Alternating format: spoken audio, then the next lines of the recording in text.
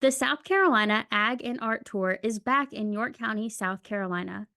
Join us for this free family friendly event, a self guided tour showcasing 25 farms with artisans at every stop. Experience firsthand where your food comes from, witness and shop from artisans in action, enjoy local musicians, and learn about the importance of supporting our local farms. You don't want to miss this unique event, so mark your calendars for June 8th to the 9th. This ad was brought to you by Visit York County.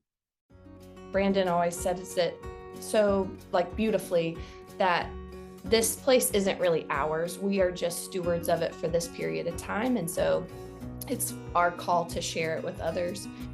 Welcome to the Farmer's Feed Raising the Barn podcast, which explores the unique ways folks in the agriculture sector are marketing their businesses. I'm Caroline Lewis, founder of the Farmer's Feed and host of the show. Today, we're talking with Brandon and Sarah Bowers of Bowers Farm in Pomeria, South Carolina, a town of about 150 people near Newberry. The farmland has been in Brandon's family for over 75 years, and since 2014, they have strived to take care of the farm from soil up and help their community know where their food comes from and how it's raised. Welcome, Sarah and Brandon. Thanks. We're glad to be here. Yeah, thank you. So let's start with a little bit about your background. I know the journey to farming was different for both of y'all. So can you tell us a bit about how your family came to be farmers?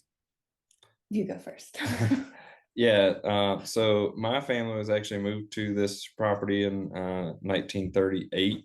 It was purchased by my great grandfather and my great grandfather and his wife, and I think then it was two of them moved here to start the farm or to operate the land, and they built a farmhouse on the corner, and it from what they've said, it was built in 14 days and constructed, and they were here and went to doing different things. But so it's always been in agriculture. However, it's during that time that my dad grew up on it. I remember him talking about lots of gardens and stuff that they raised, and his granddad knows raising pigs and things. But it had really come down to where my granddad knows did a small garden, and my granddad had cows and just sold his cow calf operation, and so it had kind of gotten down to where it's just a little bit. So then, really, right before 2014, when we kind of kicked off, we really started. I wanted to go back to doing some farming, and wanted to. My goal was to raise food for my family, and had not even really started dating Sarah right before that, really, I guess. But and so just knew that, and in the future, I wanted to be able to provide a good source of food for my family, and mostly in the raising animals for the meat, and to have that and process it. And so, it really came about from that. And then after sharing it with more folks, then it became, okay, well, we can, there's other folks out there that are interested in purchasing these kind of products as well. And then kind of morphed into, okay, well, we can sell these kind of products and diversify and raise more different things, and kind of go from there. But Yeah. And so Brandon and I met in college, and we're just really good friends all through college. And then after college, I'd left and done a program abroad for about a year. And when I came back, we reconnected and started dating. And he had started, I guess, first with raising broilers and meat chickens, but it also always had a few animals around on the farm. And I had always said, don't ever expect this to be my thing. And there was also an asterisk and a footnote: don't ever expect this to be your full-time job. Salary and benefits is really nice. And so anyway, so we just kept, we dated and then got married. And it wasn't, there's always these little moments that I can look back and see that my mind started to kind of not change. I always respected and thought what Brandon was doing was really cool. I went and sat at farmers markets and answered all of the very easy questions. And I've always said that Brandon's passion that he had for farming it's really easy to get behind that, this call to steward the land and care for the animals and the like the land that's been in his family from the soil up. But then there were moments of, for instance, meeting people from different religious backgrounds who just had this incredible respect and gratitude for what they were able to come here and purchase. And it was almost like this celebration of the family coming out and having a picnic on the farm, and being able to witness that. Then like I turned to myself and thought, like, I need to be more thankful for the food that's on my plate. And then moving on and finding my niche, I guess, on the farm. And that has been around, centered a lot around education. And I always tell Brandon, I'm like, people don't know this. Like, no, people don't know this. Like, they don't know that that's how their food is raised, or that you can't have that cut of pork if you get this cut of pork. Like, they don't know where it all comes from or how it's like broken down. And so like what that has turned into is a passion for educating others on where their food comes from. And especially kids, because kids are awesome. But now I tell people I'm a farmer and I'm proud of it. And there are certain things that we've found that each of our gifts is centered more towards on the farm. But we both jump in and help each other with all sorts of chores, whether it's social media and Brandon's helping me with something, or I'm helping him move the cows to a different paddock or put in fencing or whatever it might be. So amazing. I think we, in general, just people take for granted the knowledge that farmers have across so many subjects, whether it is, the knowledge of how food is raised, where it comes from, what goes into getting food from the land to your plate. And we forget that the majority of people don't have access to those kinds of experiences or haven't been exposed to those kinds of experiences. And there is just so much wealth of knowledge that can be shared, or that needs to be shared. So I love that you found your niche in like the educational aspect of farming, and that you do call yourself a farmer now, because I think you both have very well deservingly earned those titles. The other thing we kind of talk about as marketers, the importance, and you talked a little bit about this already, but the importance of, finding your why and letting that be a driver of how you run your business. So you actually, a couple of years ago, or maybe last year, worked with a local marketing agency to help you develop those pillars for your mission and revamp your website and, implement some of those marketing strategies to share your mission. So, how did you know it was time to go from, I guess, strictly kind of DIYing your marketing strategy to enlisting some help with an agency? do you want to talk about how the website started? Yeah. And so I think one thing too, just to kind of go back a little bit, was like Sarah talking about like her background of it. Sarah came from and grew up in a small in a right outside of the city. So she grew up in Greer, right outside of Greenville. And coming into the farm, it was so new to her, new to live here, new to experience it. And so really and truly, was a partner in the farm, but not really. Again, when she said it wasn't really her thing. I mean, Not a participant. Yeah. So we talked about that. We kind of glossed over, but Sarah had even created a name of it, and we would always joke back and forth when we were at markets, was this is the reluctant farmer's wife, the tale of the reluctant farmer's wife. And it doesn't really fit exactly now, but it's really funny to still have that kind of old connection to that. So during that time, I was trying to figure out what I could do and what I needed, and I knew I needed a website. And so I literally had built it myself on, like a drag and drop style, web builder. Had the key things that I thought I needed, and some of the, key parts, and, little bits of like social media. Wasn't it a t-shirt website? Yeah, I think I built it like our first like order site, like order like taking orders for the meats that we sold. I had fooled like a e-commerce like site that was like for selling t-shirts and hats into, I'd molded it to fit what I needed it to do. And it meant that I had to sell chickens by, a set price. So I had to say, okay, well, this chicken's, if you purchase this small chicken, then it's going to be between 3.5 and 4 pounds. So then I just, I had it kind of just verbally put in there that way, which we still do some things. You have to be creative on certain things in order to not spend a arm and a leg and setting all that up. But I think it was once Sarah was more on board and coming into the farm, was more a part of it. Really, it was like, okay, well, we really need to be a little bit more.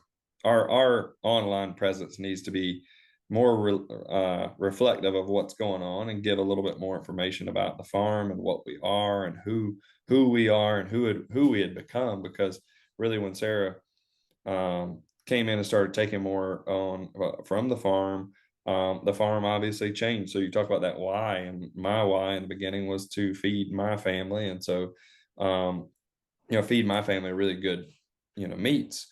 And then we're selling some of that product in order to keep those costs down.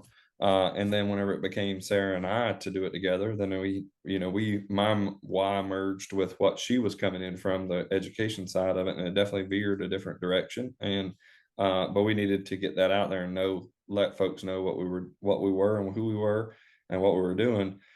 And so many folks nowadays take that first image of what they can find of your business in general, and of a farm. Then they take that first image that they find, and that's kind of sealed into their memory. So making sure that side of it was really professional was whenever Sarah was like, okay, we have a lot going on, and it'd be nice to be able to capture it all in one place, and then do it in a really professional way. And a part of it was also streamlining because of the pieces of the farm. It was a lot to manage. And so it was kind of like, how can we automate some of this and simplify it so that we can run more efficiently?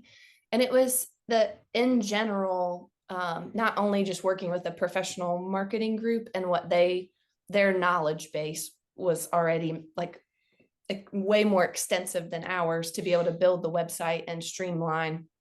But then also they've challenged us in a way. That's how I always see it. As I remember sitting at the table and some of their staff asking the questions like, when people think of Bowers Farm, what do you want them to think about? Do you want them to think about farm camp? Do you want them to think about meat? Like, what is most important?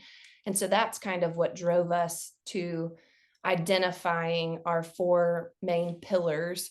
And they have been very helpful as other opportunities have come about. Does this go back to who we want to be and who we are and what we want people to think of when they think of us?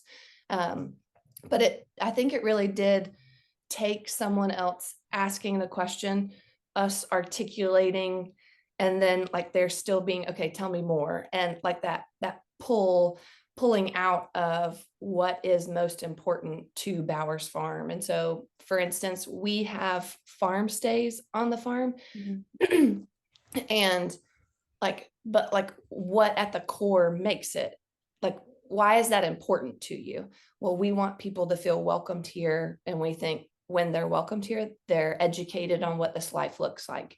And so just like they just kept asking those prodding questions to pull out more and more information from us.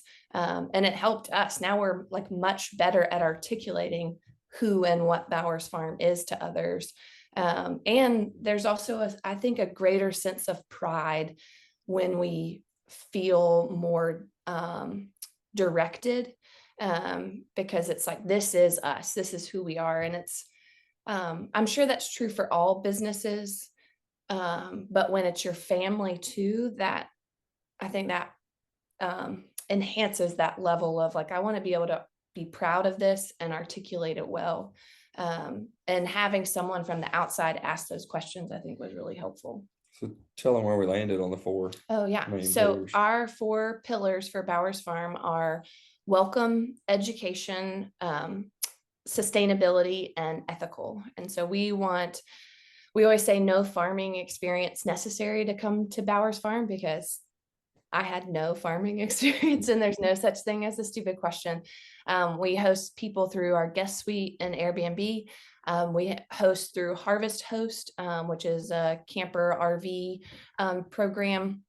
We also host tours, school groups, senior groups, whatever the opportunity is to welcome people to be able to share this place. Brandon always says it so like beautifully that this place isn't really ours. We are just stewards of it for this period of time. And so it's our call to share it with others.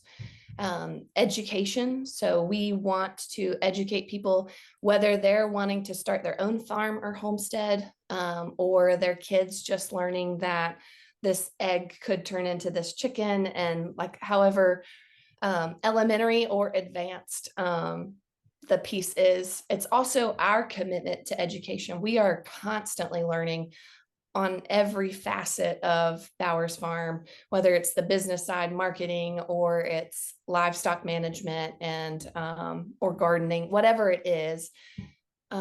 We are always committed to learning more as well. And then sustainability and ethical go together in that those, when we think of Bowers Farm, we are a multi-species livestock farm, and we believe in the sustainability and the ethical treatment of animals to leave this place better than when we found it, to care for creation from the soil up, to use practices that mimic nature, and give, yes, the animals on our farm are raised for meat, but we believe the ways in which we care for them makes it so they have the absolute best life here and are respected through from day one that they land their hooves or feet on our property here. Yeah, and it's vastly different than the website that I built in the very beginning, obviously. And then like Sarah touched on was we as farmers in general are always looking out how we can make things a little bit better or do something to make things run more smoothly. We have lots of different avenues or revenue streams of income that we have. We do a little bit of all kinds of different stuff. So we Sarah was touching on a few. We have the Airbnb guest suite. We do the Harvest Host. We sell the meats direct to customers. We also board dogs, and also do a couple of like tours and all that kind of stuff. So and another thing is that as farmers, we're kind of always a little bit weary of spending something to do what we might could do ourselves. And so when we went into that marketing agency, it was like, hey, look, I'm not going to do a monthly subscription for this or that, or, all these things. And I was a little bit staunch about it, I guess, just saying, hey, I don't want to do these things. I want to try to get what we need to get done. But in reality, once we were able to successfully portray all the different things that we do at Bowers Farm on a very well put together website, that has a farm services page that has our dog boarding underneath it, and folks can check out and book their dog to stay with us, much like you would book a hotel room to go and stay. It in itself has an ROI. It was a return on our time invested. So we were investing a lot of our time doing things individually. Harvest Host program allows you to stay an extra night. Well, those were just being tracked by text message and pencil on a calendar. Now they can go in there and do it themselves. They're our automated messaging platform that we've kind of utilized on a lot of those things points people to the website. Every time that somebody goes to the website for one thing, they end up seeing all the other things that we do, which ends up leading to other conversations or ends up leading to other jobs. So or other ways that we do. So it's been really nice. I mean, we sell young pullets, laying hen pullets on the farm every spring. And it seems crazy, but when people reach out, we have a booking and appointment calendar on our website. We point them to the website. Not only do we not have to sit there and go back and forth on a time when they're coming, they can sign up for a time that's already pre-described by us, but it also puts them to the website. And then whenever they get here to pick up their chickens, I saw where y'all do XYZ, plug in one of the other things that we do. And it starts a conversation about something that they're obviously already interested in. And if the website can portray what we're doing well enough that it moves us forward into completing turning the actual interaction of hey, they're going to exchange, buy meat from us, or they're going to engage in our land improvement services, or they're going to board their dog. All those things kind of running through the website. You think, okay, well, this employee I paid for one time, and it runs 24/7. Yeah. So that, I mean, I challenge anyone to find a profession of more resourceful individuals or families than farming, because you really have to touch every aspect of a business, but also then your day-to-day farming. But that said, I think a challenge is when you're so close to the business that you can really get into the weeds, no pun intended, but really get into the weeds of your business. And it helps to have that third party come in to help you kind of articulate and clarify your messaging that is going to resonate with your consumers, or to just be a sounding board for, these are all the things that we care most about. These are all the different aspects of our business, but help you kind of pull more of those insights out. So you worked with Emily Revolutionary Marketing, right? Is that Yep. it? Yeah. So we kind of already talked about, you touched on some of your biggest takeaways from working with them. What about advice that you would give to farmers who are thinking about hiring some outside help from marketing? I'll give a little snippet that you need to do it. You have to do it. You need to have an online presence, and you need to have that ability to do it. And like I talked about, it's going to cost a little bit up front. It's just something that's always going to be running in the background to help you be more efficient. But then Sarah can kind of go a little bit more deeper into that. But you've got to have it. The world today is everybody. The first thing they're going to do is search on Google or whatever platform, and if you're not the one popping up, they're going somewhere else. So. Yeah. And I think it's not as scary. Like if you're thinking you're going to do it yourself, like the amount of time there's like, well, it'll take so much time to sit down and do that. I'll wait for a rainy day or whatever it is where you can sit down and devote it to a computer. But like an outside group is going to ask you different questions than you're thinking about. They're also we loved Emily Marketing. They were local, and they also have a local farmer on, that's a staff member. She owns and operates a alpaca farm down the road. And so from the farming aspect, she was able to share that, for instance, someone booked a tour and came and told her, like, the only reason I booked a tour is because you looked legit, like when I went to your website. Otherwise, like I wouldn't have spent my money here. And so like the presence of her website was what validated this business in their mind. And so they were a local agency, also had a farmer, but they're asking you different questions. And then you think, well, that might be way more important than I thought it might be. And, but yeah, and the fact that people are going to Google and there's just lots of little pieces to it that seem so overwhelming, but someone who does it every day, like they're easy to like knock it out so much more quickly. And yeah. You learn a lot too. That they taught us a lot about how to do the inner workings and the backgrounds of it. And like I said earlier, it's just not having those recurring costs. But so we've learned to do a lot of it. It's not that you have then given it away or given control away to somebody. I think it's just kind of helping you get that foundation built and started. Sarah now knows how to use that website probably better than some of those ones, because it's ours and it's what we are. And so because we are serial entrepreneurs, we've started another business in the last couple months. And like Sarah's been able to take what she learned from building that website to build the website for that business as well, and utilized a lot of the background of it. So once it's kind of now, once you can learn a little bit of it, then you can do some more of it yourself and really get into the details of it, and it kind of teaches you a new skill. So yeah. So you touched on a little bit about the different aspects of your business and how working with the agency helps you kind of narrow in what you want to be known for and how you want that to be communicated across your website.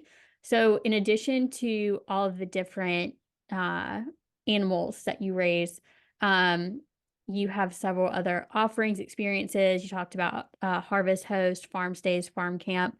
How did you go about adding agritourism to your farm, and what advice do you have for farmers who are looking to bring in those aspects to their own farms?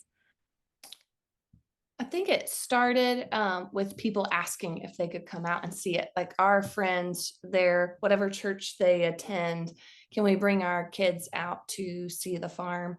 And it started with small groups like that, and then it morphed into, I would say, like a more professional offering like farm camp.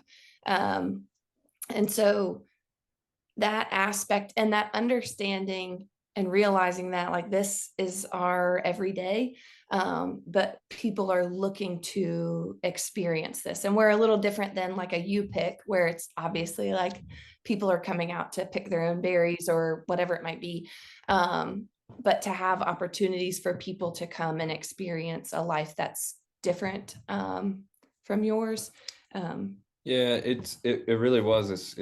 It kind of came about. Folks were doing tours or looking at wanting to come and see different things, and you do one, and they were so excited. I mean, you think so many times that what we interact with and see on a daily basis is just mundane, and it's not interesting to anybody. But there's so much to it that people have never seen, people have never interacted with. We joke and say a lot of times, like a lot of families say, oh, well, I remember going to visit my grandparents' farm. Well, that is not really the case anymore. That, Mhm. most kids growing up today don't have a grandparent who has a farm anymore. And so we jokingly say that we are their grandparents' farm that they get to go visit and come to something like our open farm days or come to farm camp and experience that. And so, we really enjoy it. There's also a lot of unique opportunities through agritourism.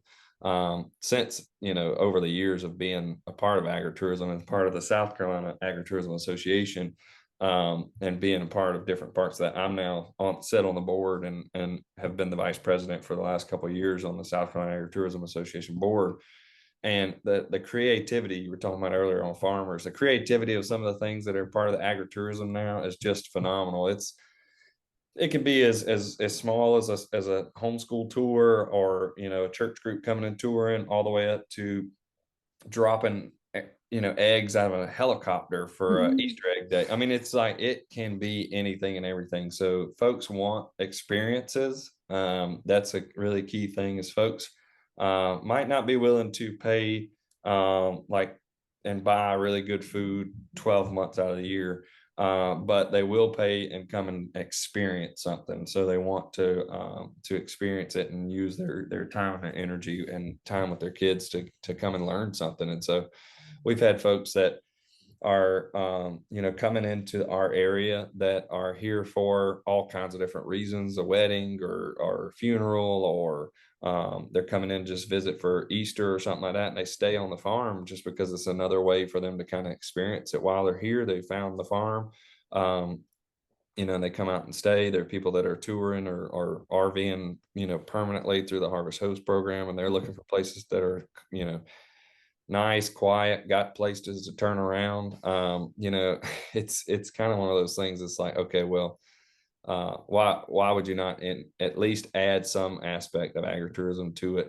And there's a growing network of that. So if you've not seen that or looked that up, the South Carolina Agritourism Association is an amazing network that can help you kind of add things into what you're already doing. And folks, they don't, the mundane daily stuff that we see. Sarah tries to tell me this all the time, to add to social media. The mundane daily stuff is mind blowing to them. People don't understand what's going on with it, and they just love to be a part of it and join in. So, And I would say even our Airbnb, we're in April right now. So far this year, we've had 3 different families come to celebrate birthdays.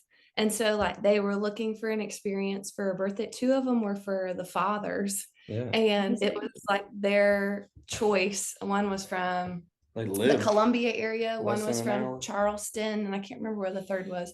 But they were like this, our farm, because they wanted an experience, was the Airbnb they chose for a birthday weekend. And I just think that's so, like, you get to take them on a tour and show them around. And we've had people stay for longer.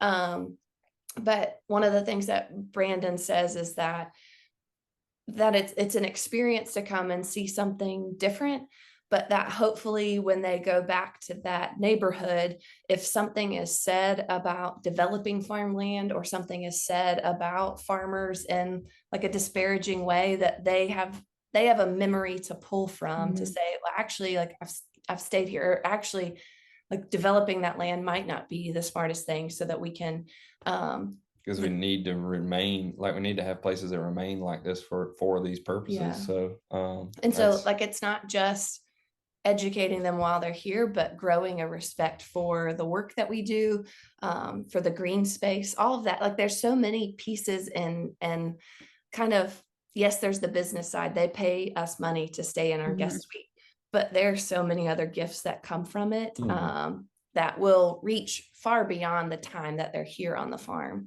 And that's true of any of our agritourism elements. It's getting people out here, it's showing them what we do, it's having a conversation with them. And oftentimes I think people are surprised because they're like, well, like it takes a lot of work, or there's a lot of pieces to this, or, they have that kind of, still a lot of people have that very caricature picture of who and what a farmer is. Yeah. And it's nothing like that. Yeah. I mean, I think as people have started, you touched on this, Brandon, becoming more detached or more removed from, farms, and not having those grandparents that they can visit, like people might have had a generation or two ago, to have that exposure. Like agritourism is a great way to give people experiences that they're looking for, give people exposure and education around what you guys are doing. And, given that farmers are so integral to the communities that they serve, you can have that opportunity to start small when you're looking to add agritourism. Like you said, y'all started because you had some people that you knew that were like, can we come bring our youth group out to the farm, or can we come bring a small group to tour?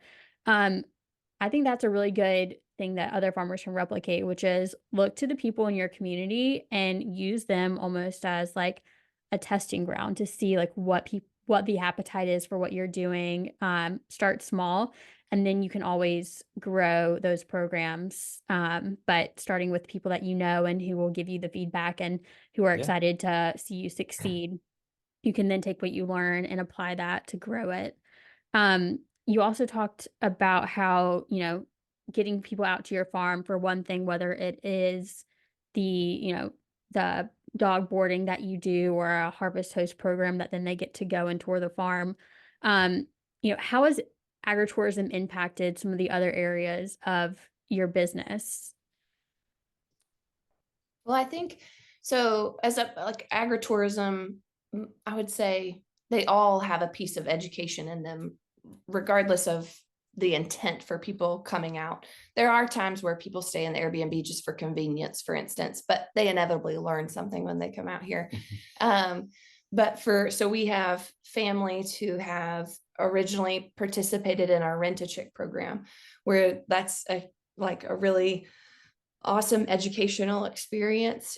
So they'll come out to the farm, pick up their chicks, and then 2 weeks later return, bring those chicks back after raising them in their home. And those Rent-A-Chick families then become our farm camp families, and our farm camp families become our regular meat orders and deliveries. And so again, because it's all there on the website, a lot of times people see things, but any of these touch points they have a relationship with us. They grow a trust and a respect in what we're doing, I think. And then they're like, well, what else does Bowers Farm have to offer? Families who have been ordering meat from us for a while, when they finally get to purchase their land and start their own homestead, we're the ones that they've called to come put in their fencing and clear the land so that they can like start their own farm. And so, but that relationship started years ago at a farmer's market, which isn't agritourism necessarily, but any of these touch points where we get to interact with people and grow a relationship, then they see other things that we get to do. So I think that's a really hard thing to track. Brandon and I talk about that a lot because, for instance, people who have hosted through, we have Ag and Art coming up soon, and we have like farm friends who have hosted through Ag and Art and haven't seen the return on like meat purchases on that day. But for us, people who come out to the farm, even if they don't buy any meat from us that day, they've met us and then they've reached out to us to buy pullets, or they've reached out to us about farm camp, or they've reached out to us about a land improvements job. And so that you can't, I mean, that's so hard to track as far as like how one piece of the revenue stream in agritourism impacts the others. Yeah. And that you're right. We talk about that a lot, is that we can't really track it or know, but we know that we see the same names pop up. We see these same families connecting in different ways. We, it may be that they started out by coming out and touring the farm for like Ag and Art weekend, and then they see us, we have a sign up that says we do dog boarding. Well, the next thing you know, they're like, oh, well, this place would be great, we'll bring the dog here. Or oh, they have an on-farm suite, and they may go back and tell one of their friends or something. So it's all this interweb of touch points, and your website, and our website in particular is a major touch point for folks. Whenever they find it, there's all kinds of different ways that they can interact with it and do, and they'll log in, and whenever they get there, they can sign up for the email newsletter, and then they get an email newsletter that tells them what's going on next and what's the new thing. And we see some of those bigger agritourism style things, like Sarah said, like Rent a Chick and Farm Camp. We get an influx of new subscribers to the list, and then now they'll get more information about all the other things that we do. So yeah, it is those relationships that you're building with your customers, because farming is a business, but it's not one of those businesses that, you sell them one thing one time and you never, you don't have anything to offer them again. It is something where you establish the relationships with your customers, you use your marketing to provide value and to build those bonds, so that first time customer, whether it is someone who's coming out for Ag Art or Rent a Chick, then finds other ways to become a repeat visitor or a repeat customer to your farm, and across the other ways that y'all are offering. Sarah, I want to get into the reluctant farmer's wife, which you said may not be you started as an Instagram account, in addition to the farm's Instagram page. Now I know that you are no longer necessarily a reluctant farmer's wife. You are a farmer yourself, but in general, how is the content that you're sharing on your personal brand page that you've established, how's that different from what y'all are sharing on the Bowers Farm account?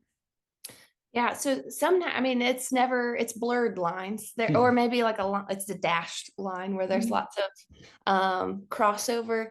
I think it started as it started a long time ago as a joke about like I should start a blog as the reluctant farmer's wife.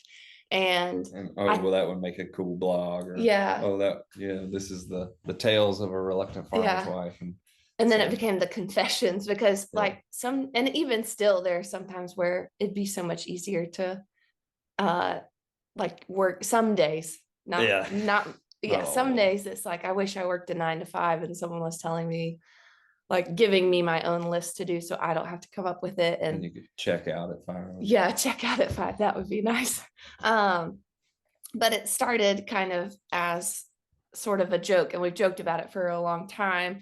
And I think it really came to me on my birthday one year when we were loading up broilers to go to the processor the next day. And I was like, I never dreamed I'd be spending the eve of my birthday or the night of my birthday loading up chickens and putting them in crates to go tomorrow. But I guess, like, as far as the content that's on each one, farming is never just one person. Even if it's like you don't live on the farm, there's lots of people who might, like, their farm property is not where they live. And so they travel to a place to work. For us, our home is on our land, which is on our farm. But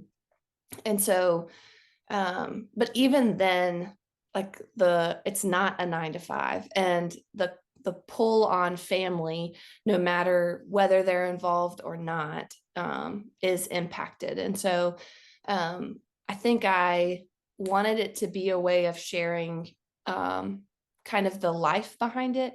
It's evolved to share, like, different aspects of it, but then also, like, I think one of the most beautiful things is to see the farm through our daughter's eyes. And so I in a lot of ways say that I am a child on the farm, because everything is still so new to me. But even, like, her understanding, kind of sharing with her in an age appropriate way about raising livestock for meat. And I think it's really important for people to see and hear that, because of, like, it's our entire family. And so to share the story of Romney and the brooder, we've just gotten 500 chicks that morning, and we go back and check in. Inevitably, a few die, and Romney Ann's sitting on the floor with a dead one in her hand saying, "We tried our best. I'm so sorry." And, like, that's a piece of the farm, is her connection to it. And I think that's really, it's educational for people to see how kids interact with it. And yeah, I think a long time back there used to be that or whenever you first started that one, it was like the farm was the business, and the reluctant farmer's wife pages were kind of the play of the home and the family side of it. Now it's always, ever evolving, and a lot of our stuff on the farm page now, because we've asked folks too, and that's kind of their response was, yeah, we want to know more about the family day, like day to day and the day-to-day life of the farm. And so a lot of that has changed. We've added some more of that stuff onto the Bowers Farm side, but that was kind of it. They also do play well off of each other, both accounts. Folks follow both of them. It's nice to share across those. We've seen a few other ones that a few other farms and other businesses that both have an account and can kind of work together on it. It's all social media has some sort of strategy sort of behind it at some point. So that is an aspect of it, is kind of the strategy of it and working them in together. But then, you talk a little bit more about the blogs and how that kind of helps to greater educate, like, a specific point that we speak on. So I go through seasons. I'm a big proponent of normalizing putting things down for a season when other things are crazy. And so I'll go through seasons where I write more regularly about stories on the farm, and there should be more of a strategy. And so what I would share with farmers is, like, it's okay if you can't do everything all at once, and there needs to be time where you put things down. But I always say I just write when I'm inspired, when there's something that we want to share. With our new website, there's a strategy behind it. We have a limited number of emails we can send out in a month, but every time a blog is posted, it sends out an email reminder and doesn't go against your other emails on the platform that we use. And so there were ways in the beginning when we were launching our delivery service in the fall. I think it was August that we started that. I wrote a blog, or we sent out an email, and then the next week I wrote a blog. So people got 2 reminders of more touch points. More touch points, reminder that this offering was coming up. And so it's just, I like the social media can get a bad reputation a lot of times, and sometimes it's warranted. But I love the storytelling. And so whether that's on the farm page or the Reluctant Farmer's Wife page, there's a story to be told, and we all have a story. And we've done a poll, and I don't know that, I think we did it last year. I don't think we did it again this year, but it was super helpful. We just did a poll at the beginning of the year to ask, like, if you're following us, are you a farmer? Do you want to homestead and or farm? You have zero interest in this life, but are interested in the day-to-day, or I don't know why I'm following you. Maybe those were the 4 options. But what we found was most people who were following us are ones who have no interest in ever doing it, but are fascinated and want to know more. And the next one was, we one day want to homestead or farm. And so, like, trying to gather that information, which I think it was super helpful to know that they are most interested in knowing the day-to-day, not like the big, like, flowery things or the big moments, but just like the general, what is this life really like? And so both of the accounts kind of play off of each other. But in a way of the purpose of both of them is to educate. Yeah. We can have like an ideal customer, and we might know what our ideal customer looks like for each individual enterprise, but knowing your audience is just as important. Knowing what folks are really, watching and doing. What are they willing to share about? What are they willing to engage with? Helps with all those different parts too. And I would say, like, it what our content looks like now is different from a year ago. Something that we're really, like, is really important to us in this season is encouraging people to go for their dreams. We recently entered into a new sort of different world with a business off the farm. And it's really exciting. And we want to encourage people, even if farming is not their dream, like, we want to be a place of encouraging people that no matter how stuck you feel, like, there are opportunities for streams of revenue that are outside of what you're doing right now. And so when I look at our content now, I think hopefully people see it and are inspired to go for their dream, whatever that might be.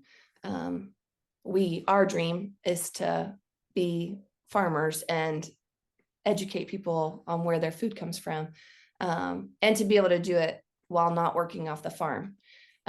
Someone's dream might be different than that, but it's beautiful, and I want you to go for it. Yeah, it is very easy, I think, to feel a little overwhelmed by social media as just something else that you have to do in order to attract customers or inform your customers. But, telling the story through social media, through a blog, is a really amazing way to reach those audiences, especially if you know, like you said, why your audience is following you and what they're wanting to hear. That said, a lot of folks, I think, struggle with we don't have enough hours in the day as it is. How are we expected to, also create content while we're trying to do our day to day? So I think y'all are a really great example of content creation and finding really interesting, unique ways to tell your story, whether it is on the Bowers Farm page or Reluctant Farmer's Wife. So do you have any advice for those who are, wanting to grow their presence online and wanting to tell their story online, but are just kind of struggling with how to find that balance?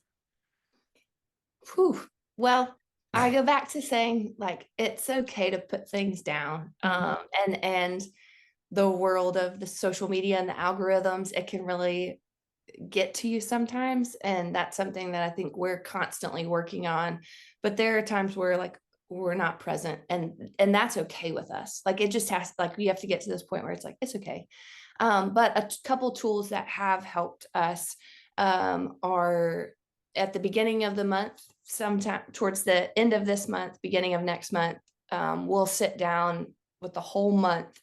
And are there certain things that are going on that we want to make sure that we tell people about? So we, for instance, Ag and Art coming up in May for us, we're going to back up however many days and weeks and start pushing that a lot more. We've shared about it a little bit, but then we'll be more intentional with posts or reels. And so kind of putting events and things that are on your calendar, and then moving from there to have a goal. So almost every day there is some sort of topic that's on like a Tuesday or whatever, as far as content to share. Does it happen every day? No. But it's kind of like the goal. And so if either one of us are not feeling inspired about what to share, oh, we know that last Wednesday was National Farm Animal Day, and we can share something about a farm animal. And so finding those little things on like those national calendars that are sometimes as silly as can be and sometimes really helpful, that can help with kind of just giving you something to create, because this idea that it always has to be new and fresh, it doesn't. It really doesn't, but it can just be something to kind of remind you.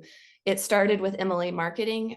They had done a social media calendar for us to kind of kickstart it. And then like we've taken it over from there. But one piece that they put in every Monday was like an on the docket.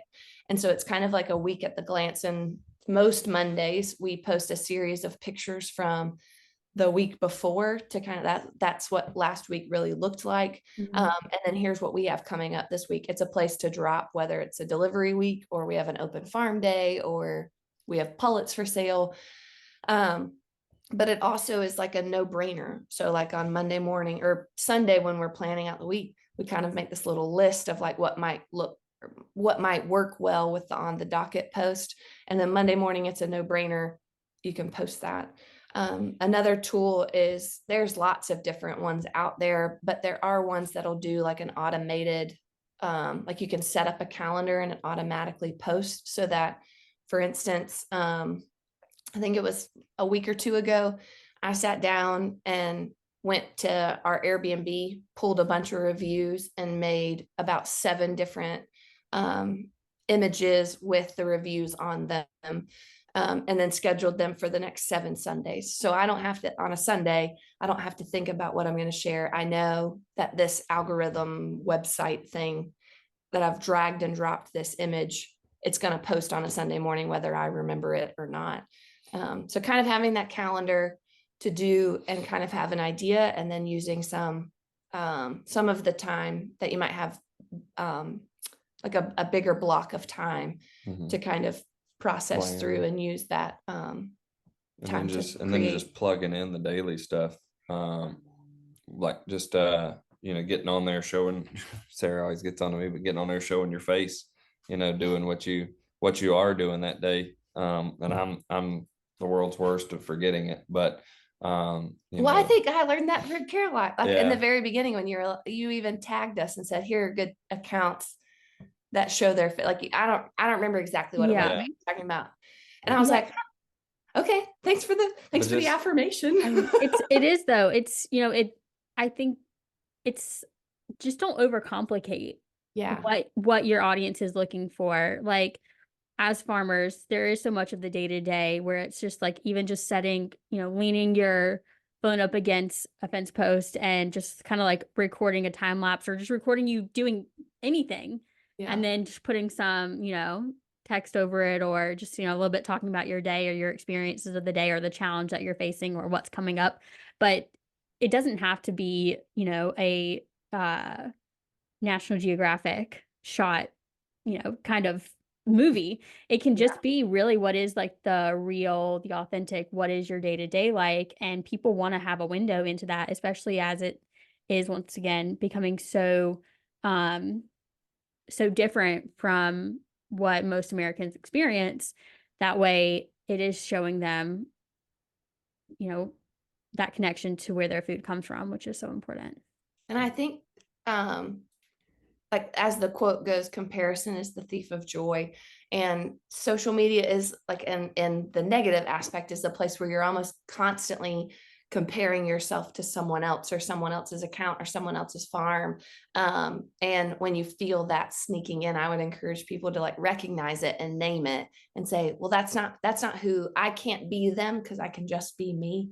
And it gets easier as you like, the more you do it, the easier it gets.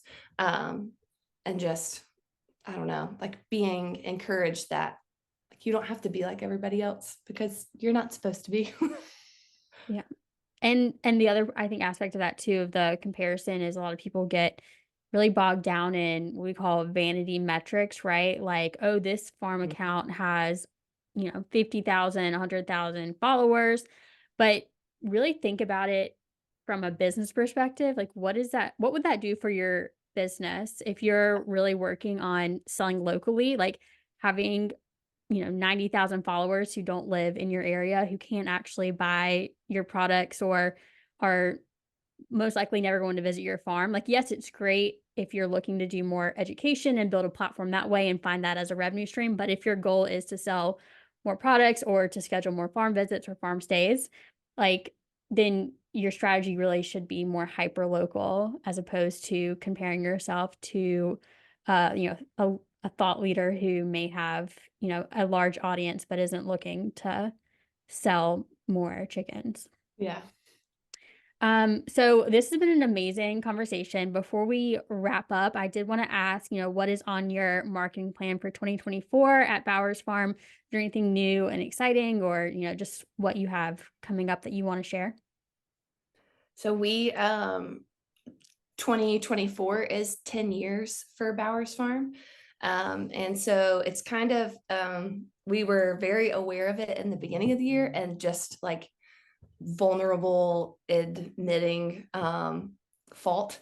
Haven't done much with it. We haven't done much with it, but also it's because comparison is the thief of joy. And as soon as I was getting excited about celebrating 10 years, I saw that another farm with the like 50,000 followers was also 10 years. And I was like, oh, well, what do we have to sell? And so it's taken us a little bit of time to kind of remind ourselves what we just hope to remind other people is that like that's not who we are and we have a lot to celebrate. So hopefully going into the summer and then the fall, we'll be able to more adequately celebrate 10 years of being a farm and open to selling products to the public. Yeah. And we did it. We've added a lot of different stuff in the last 2 years. And so we intentionally said 2024, we really just want to focus on those and try to really get those really running. So one of the things we started was a land improvements division. So kind of the farm owns that as like and we go out and we'll do these projects like Sarah alluded to. I don't think we named that, but we'll go out and actually install fence, do like grading projects, help with road construction or trenching for water lines, stuff like that we can help other places. And consulting, helping them lay out their land. Right. And so that part of it is, again, folks are finding us because they've known the farm or they see the farm and then, who better to come out here and help me do this than somebody who's been doing it for 10 years. And that's one of the things we're really, working to get the name out there. A lot of it's by word of mouth, but we do put up some like before and after photos of some of that stuff. Another one is that we launched and Sarah self-published a children's book last year. And so we've really working to try to find locations for that and where we can, get that in more shops or boutiques or farm stores or, get that out as well. And then we kind of alluded to is that it's we made another purchase and started a new business off farm. So we actually purchased a campground that's right up the road from us that's on the lake. And so a lot of our time has been working over there to get it up and going and to focus on it and get it out. And so, we've been working on that. So yeah, we haven't written as many blogs or we haven't done as many of those things, but it's just been so many different aspects of it and layers of that. And so it's just a lot of different things. But we're trying to kind of hone into, on farm, even we're trying to kind of hone in on where is our niche and what's the thing that we want to produce, more of, or what can we maybe let go of and those kind of things. So it's always sort of evolving and doing. So, we kind of look at that in at least quarterly chunks when we sit down and kind of go over our enterprises and businesses and stuff. So, but those are kind of the big pushes is trying to, our land improvement side of things, getting getting bigger and landing more jobs with that and helping more farms or, homesteads or folks to build some fencing and, do it on their own. And then sharing the book and sharing a little bit about what all the other things we have going on, inspiring and doing. So, well, I mean, y'all are incredibly busy, so I so appreciate taking the time to have this conversation. I think y'all are just such a wealth of knowledge and experience and expertise. So I know that Farmers Feed listeners are going to just have so many takeaways from this episode. If any of y'all are interested in learning more about Bowers Farm, you can visit bowersfarmsc.com or visit their Instagram account. That's Bowers Farm SC and Reluctant Farmer's Wife. If y'all are not familiar with the Farmer's Feed, I help ag folks cultivate their marketing skills to tell their stories.